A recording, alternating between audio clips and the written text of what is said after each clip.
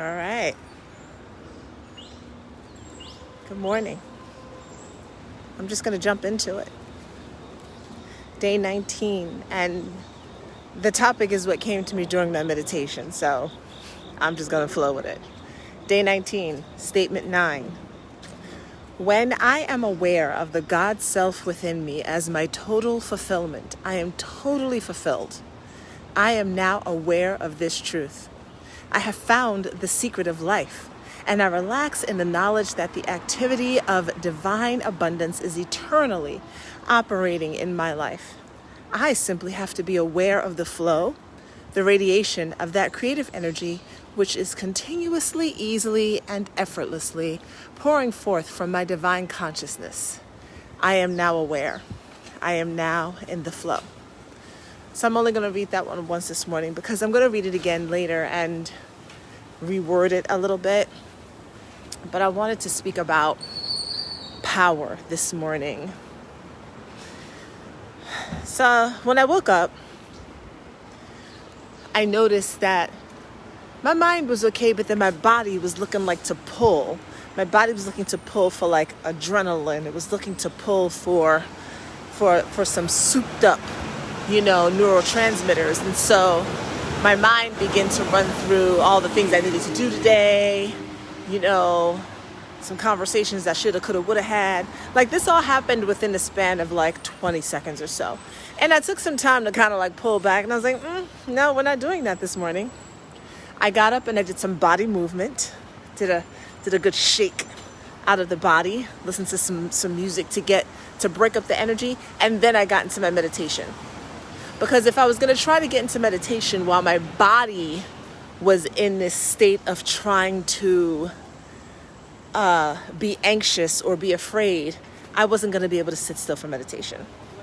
So that's a little for you. If you're caught up in your mind and you're not able to sit for meditation, do some body movement first, break up the energy, and then sit.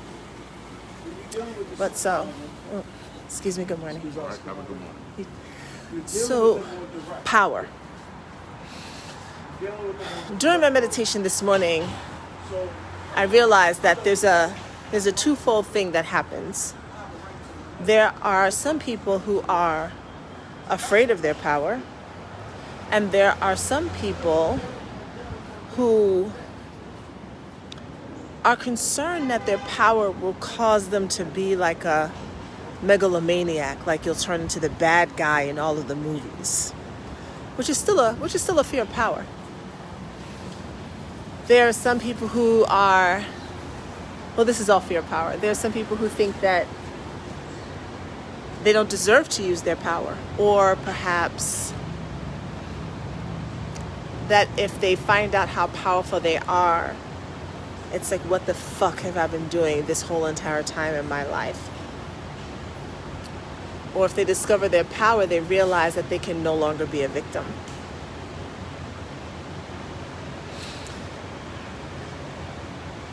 Doing these exercises is going to introduce you to your power. It's going to awaken the sleeping giant within you. This knowledge and knowing that you are the walking embodiment of divine consciousness, and so you are powerful. You are powerful, which means you have the ability to create whatever life you want. And that's frightening because it also makes you very responsible for that life. It's all you. I want you to begin to think about what your life would feel like if you were honest with your power. And when I say power, this is not egoic power. I'm speaking of the power that you wield as the walking embodiment of divine consciousness. Not this human idea of power. Because when you're the walking embodiment of divine consciousness and you understand that power, you don't need to have power over someone else. That's not what this is about. There's no need for that. You don't have to extract power from anyone. You don't have to announce yourself.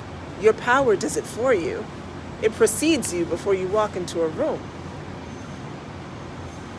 You don't have to do any of that. You don't have to argue with people. You don't have to prove your rightness. What does it matter? You're standing in your power. You don't need anyone else to be in agreement with you because you are divine consciousness. Do trees ask us to agree with them? Do the clouds say, hey, I need the humans to like how I'm moving today? The universe doesn't do that. The sun doesn't ask our permission to do what it do. Is it all right if I'm a little hotter, a little cooler? When you truly understand and embody the fact that you are walking divinity in human form, your power takes on a different feel and shape.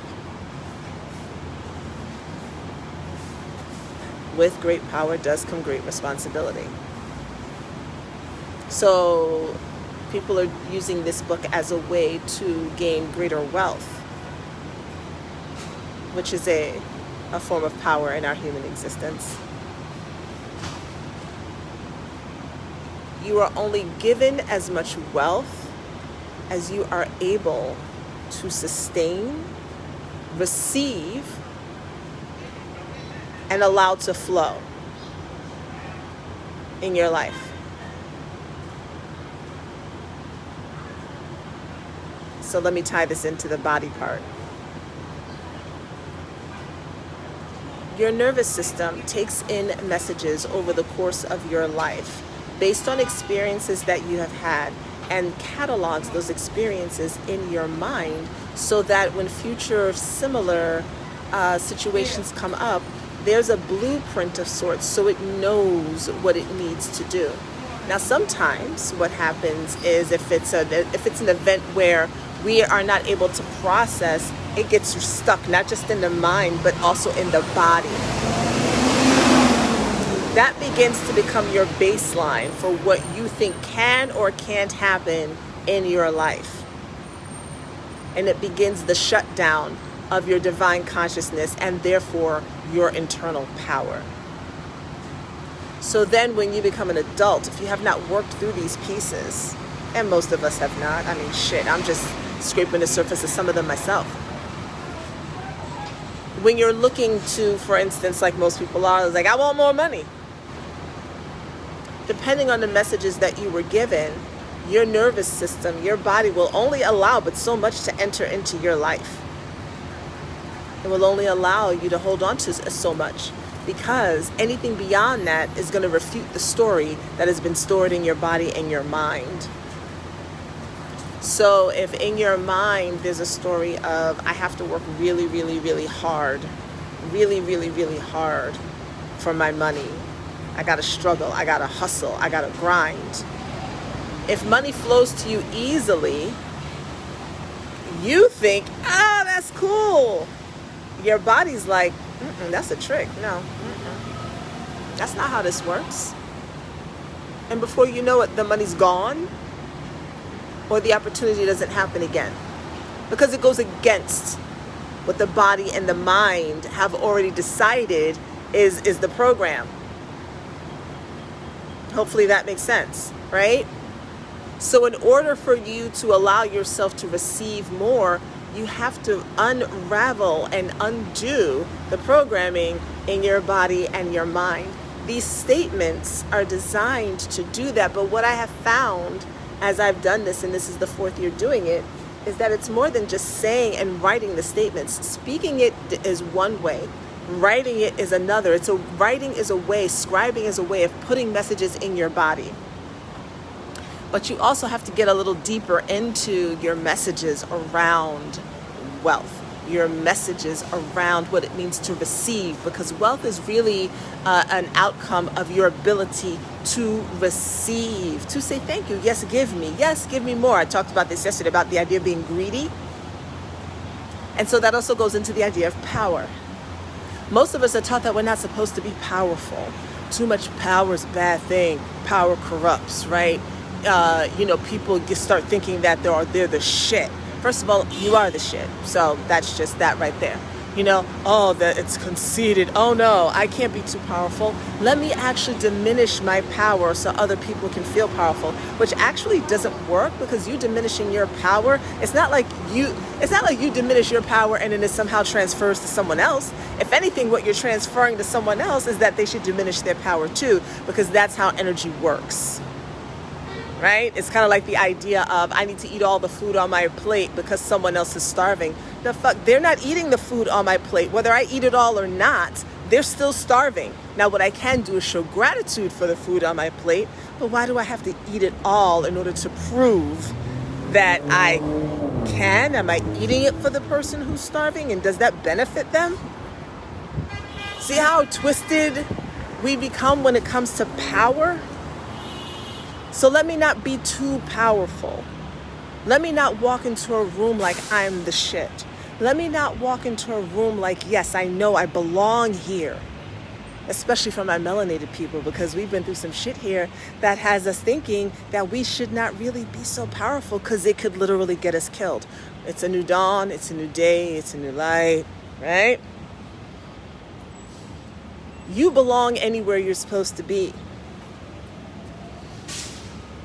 So these messages of power that are given to us, that are stored in our body, will prevent us from fully receiving all the goodness, because there's a part of us that's like, it's too much. I'm not supposed to have all that. What did I do to deserve this? How could it just come to me? I didn't work for it. Well, that's not how the universe works. Your job is to be open and receptive, and to understand that the divine mind is constantly actively running in your life. That's your job. Your job is not to hustle, grind. Your job is to be receptive and be open. Receptive and open. Like a flower. That's your job. So I'm going to read the statement again. This is statement 9. When you are aware of the God self within you as your total fulfillment, you are totally fulfilled. You are now aware of this truth. You have found the secret of life. And you relax in the knowledge that the activity of divine abundance is eternally operating in your life. You simply have to be aware of the flow, the radiation of that creative energy, which is continuously, easily, and effortlessly pouring forth from your divine consciousness. You are now aware. You are now in the flow. Take some time today and think about how your body feels in situations when you feel powerless. What happens in your body when that feeling comes over you? And, if you look at your bank account and you're like, ugh, or there's a bill and you're like, ugh. Really, if you encounter someone who their energy just somehow makes you feel like you're diminished in some way, see what's happening in your body. Begin to notice the patterns within your body of when these things happen, not just in the mind, but what happens with your heartbeat, what happens in your stomach, what happens in your abdomen. Sometimes, my anus is like, because that's what happens when you get scared, when you feel like you have no power, right? It's like all of a sudden you feel like you got to go to the bathroom. These are bodily things that happen, and we often just whoosh. I want you to begin to notice when that happens, what's happening around you, what's the conversation like, what's the energy like, and then you can begin to notice more the patterns in your life and where you give away your power, because really no one's taking it from you, and they can't take it from you without your permission. So begin to notice where you are giving away your power, and once you start doing that, begin to ask yourself why you're doing it. I will see you tomorrow for day 20. Halfway done. Love ya. Bye.